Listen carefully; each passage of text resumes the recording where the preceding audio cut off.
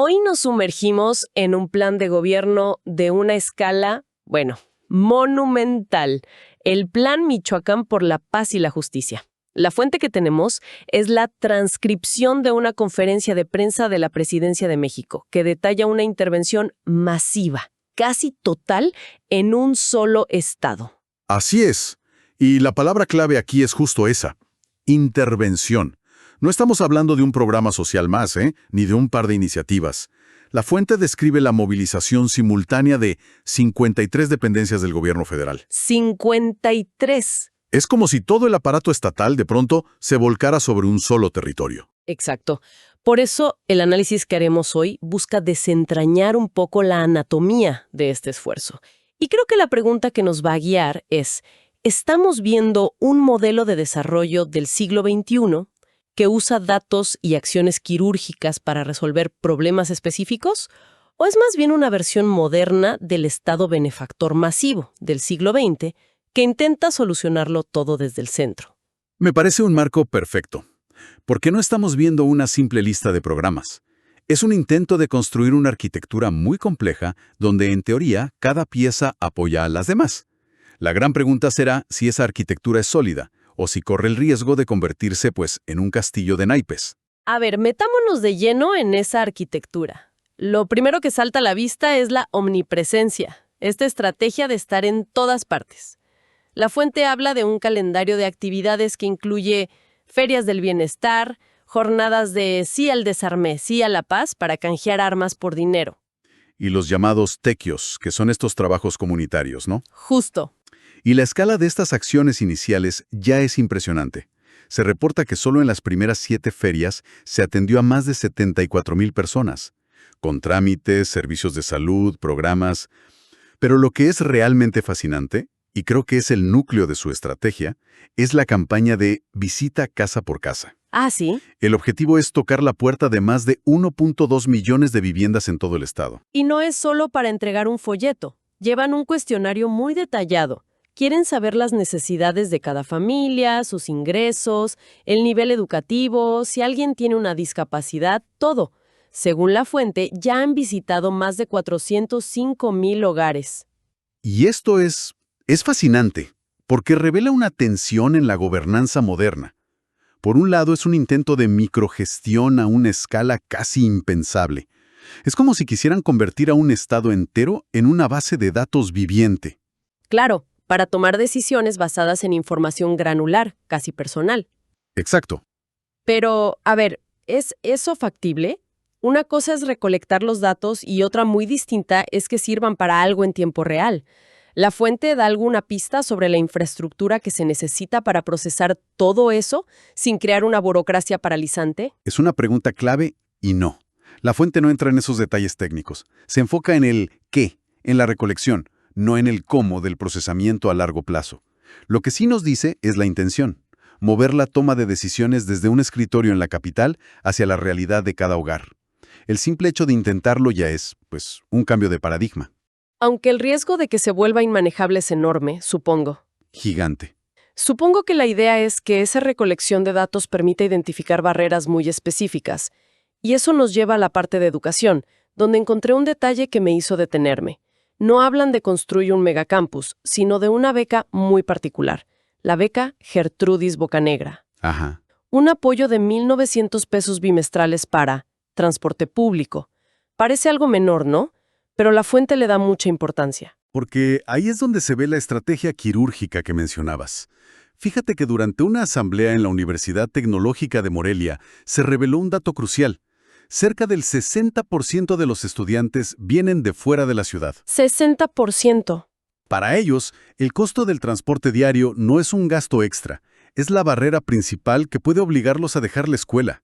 Así que esta beca no es un simple apoyo, es un salvavidas. Entiendo. En lugar de una solución genérica y carísima, identifican un punto de dolor muy concreto y crean una herramienta específica para aliviarlo. Es como usar un bisturí en lugar de un mazo. Exactamente.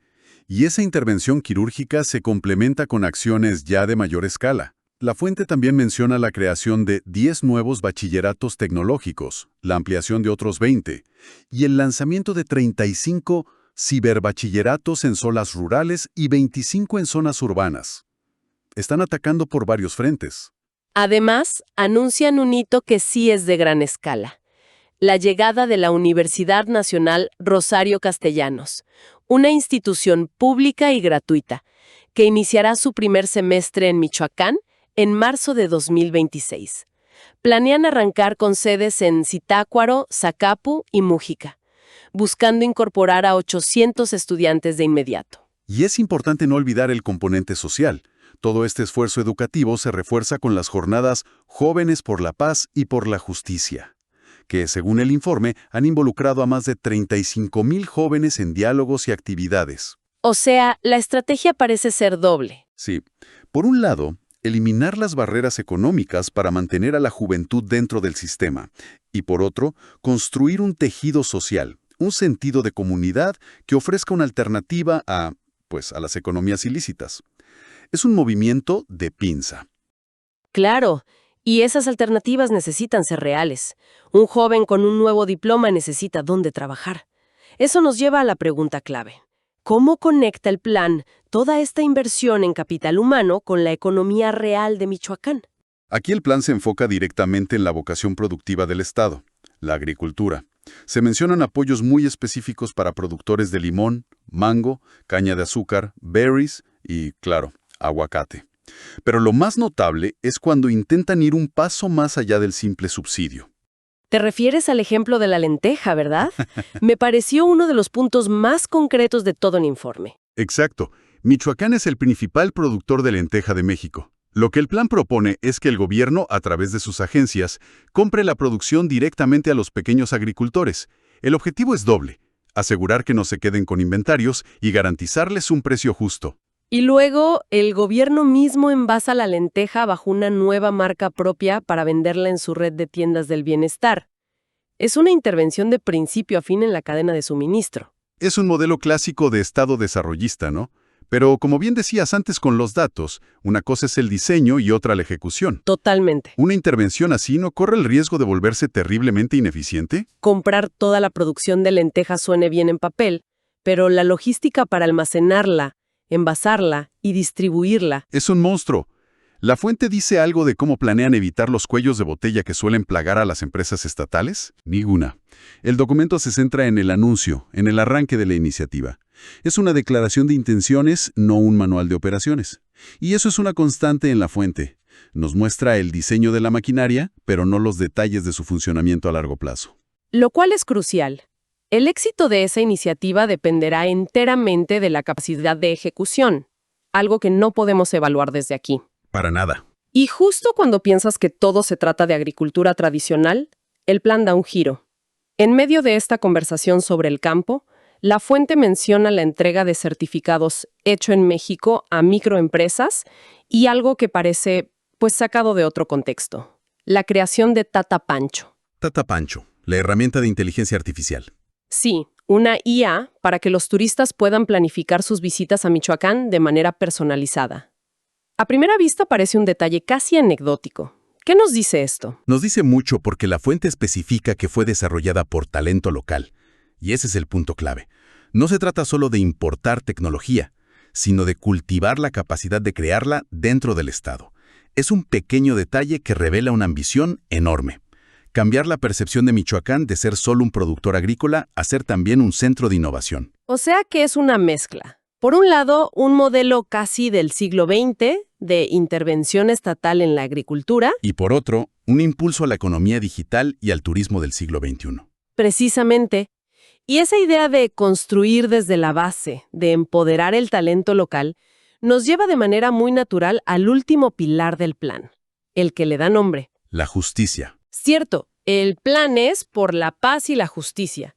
Y una parte clave de esa justicia parece ser la reparación de deudas históricas con los pueblos originarios.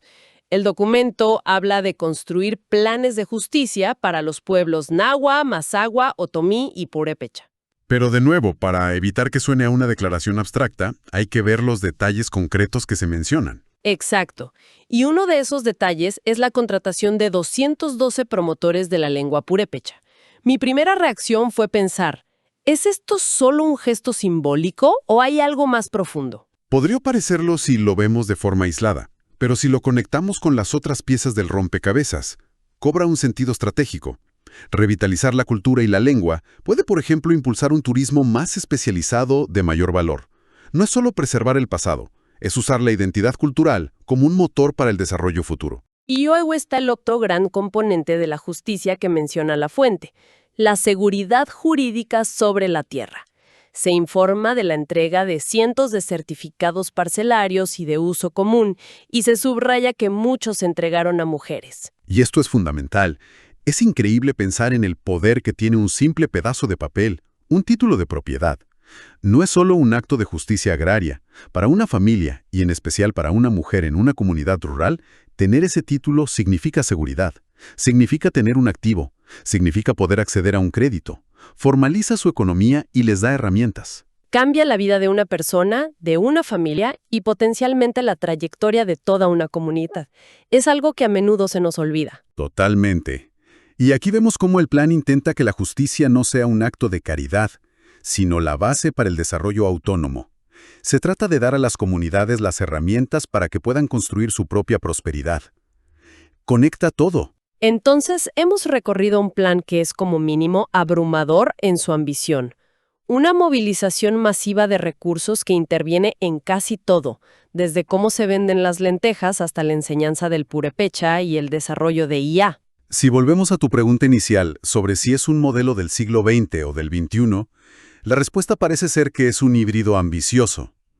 Utiliza la recopilación masiva de datos y las intervenciones quirúrgicas, muy del siglo XXI, pero las ejecuta a través de una presencia estatal masiva y directa en la economía que recuerda mucho a los modelos del siglo XX. La tesis subyacente es muy clara. La paz no se construye únicamente con fuerzas de seguridad, sino con un desarrollo social y económico integral, tangible, visible en el día a día de la gente.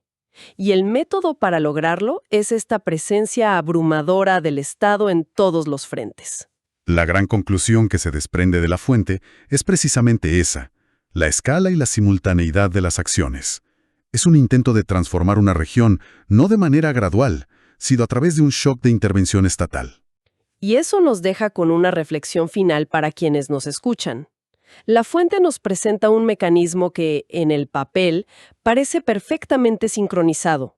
Nos detalla el arranque y las actividades de esta maquinaria gigantesca. Pero el documento, por su naturaleza, no puede responder las preguntas más importantes. Una estrategia tan compleja con tantas partes móviles, ¿cómo mantiene su impulso y coherencia a largo plazo, una vez que la atención mediática se va a otro lado? Y sobre todo, ¿qué mecanismos aseguran que el impacto deseado realmente llegue a cada comunidad, especialmente a las más aisladas? ¿Cómo se evita que la propia maquinaria burocrática se convierta en el objetivo en lugar del bienestar de las personas a las que, en teoría, está destinada a servir? La respuesta a esas preguntas no está en este plan, sino en lo que suceda sobre el terreno en los próximos años.